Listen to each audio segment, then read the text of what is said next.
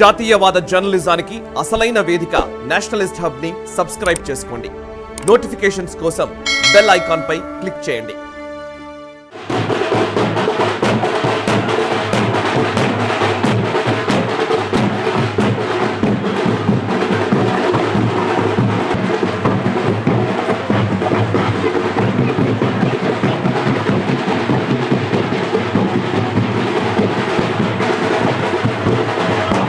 గ్రామ మహిళలు, పెద్దలు, యువకులందరికీ నమస్కారం.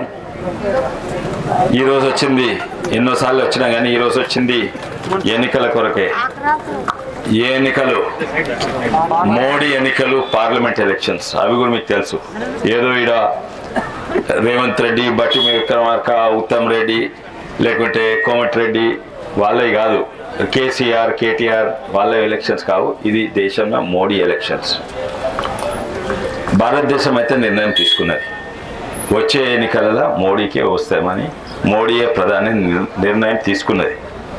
నాకు అనిపిస్తుంది కేత్రేపల్లి గ్రామ ప్రజలు కూడా నిర్ణయం తీసుకున్నారు.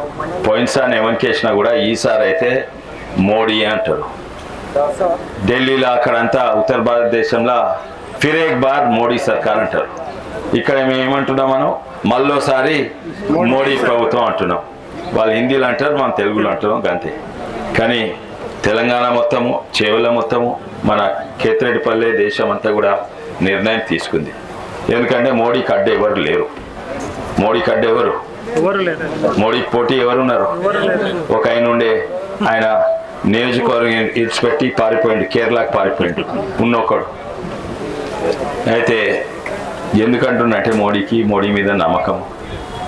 మోడీ అంటే ఆయన చేసేటువంటి ఆయనే, కానీ చెప్పుకునేది వీళ్ళు. మేమే 2 ఏళ్ల కింద ఎవరినన్ను అడుగు, రూపాయి బియ్యం ఇచ్చిండ్రు ఎవరు, లేకుంటే 5 కేజీలు బియ్యం ఇచ్చినట్టే కేసీఆర్ అనేది.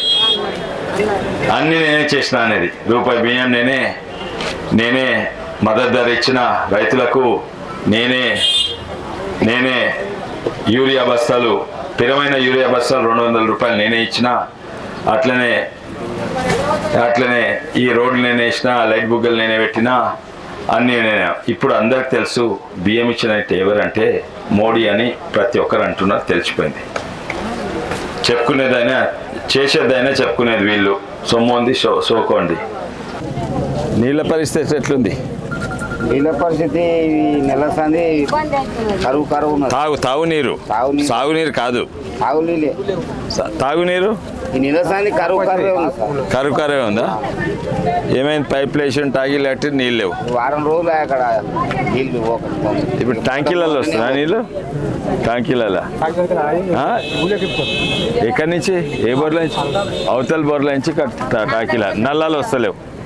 మిషన్ భద్రత ఉన్నందుకు ఈ బోర్లన్నీ నిర్లక్ష్యం చేసిస్తారు. ఇప్పుడు ఆ బోర్లన్నీ రన్నింగ్ లో లేవు. దానివల్ల మిషన్ భద్రత జీరో అయిపోయింది. ఇటు బోర్ లేవు.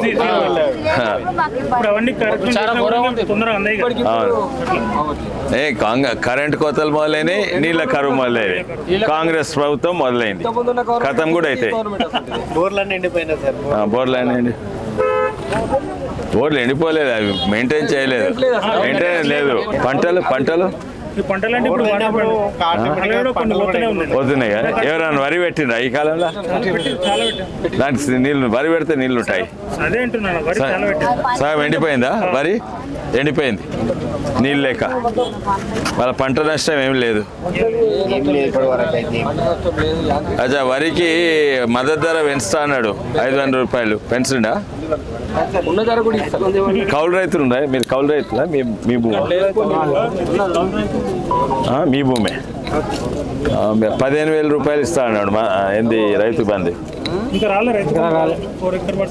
నీకు వచ్చిందా రైతు బంధు? ఎకరానికి 10,000 రూపాయలు ఎక్కబడి వచ్చింది. 15,000 చేస్తా అన్నాడు, ఇంకా చేయలేదు. రాని వాళ్ళకి అసలు రాలేదు. అంటే చేయి గుర్తుకేస్తే అది మోసపోతారు. అచ్చా, రుణాలు ఉన్నాయా మీకు? రుణాలు, అప్పులు ఉన్నాయా? రుణమాఫీ చేసిందా 2 లక్షలు? ధరణి ఇంకా అట్లే ఉన్నది.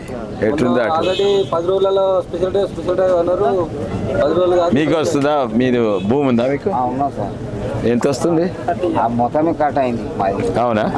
రైతు బంధు వస్తలేదా? వస్తలే, అది భూమి కట్ అయింది. భూమే తీసేసి దాని మీ పేరు నుంచి? మా పేరు నుంచి. మీ పేరు నుంచి అయితే ఏం వస్తలేదు. ఏమో రైతు